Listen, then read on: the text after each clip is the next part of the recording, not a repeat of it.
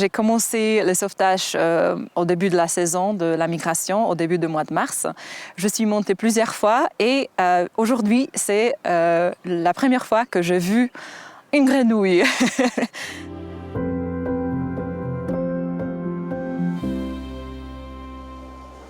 Chaque printemps, le parc organise une opération de sauvetage des batraciens.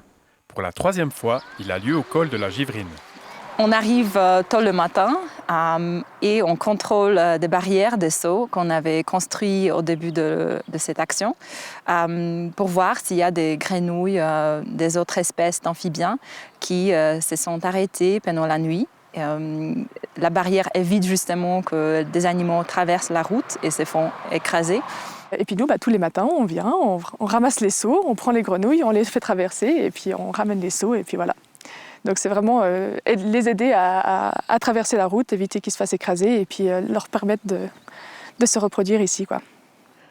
Alors moi j'ai découvert cette action récemment, cette année, dans la nouvelle législature. Et j'ai trouvé ça absolument génial, quoi. Et des gens qui s'investissent pour sauver des batraciens. En plus j'habite juste à côté, donc il y a tout s'est mis en place pour y aller, j'ai envie de dire. Et quand on voit l'implication des bénévoles qui se déplacent depuis Lausanne, depuis le Valais, je trouve que c'est la moindre des choses de participer à cette action en habitant proche et de s'y intéresser.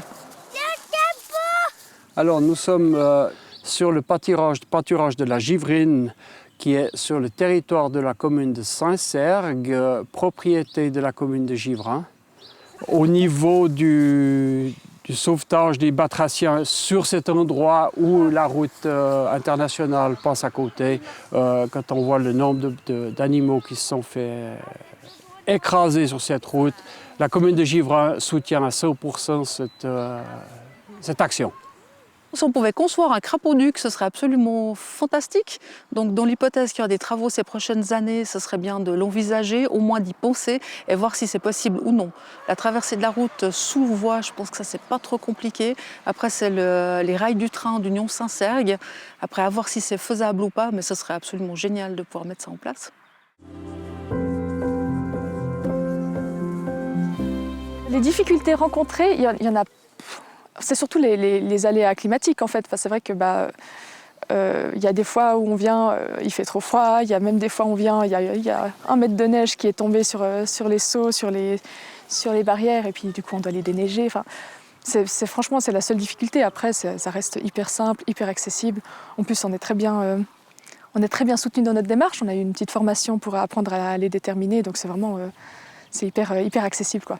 C'est quelque chose de génial.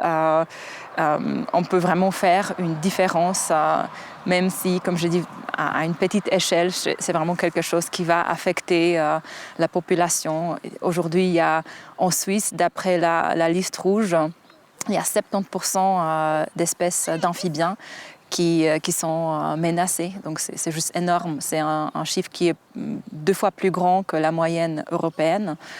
Et si par de petites actions régionales, locales comme ça, on peut faire la différence, c'est juste magnifique.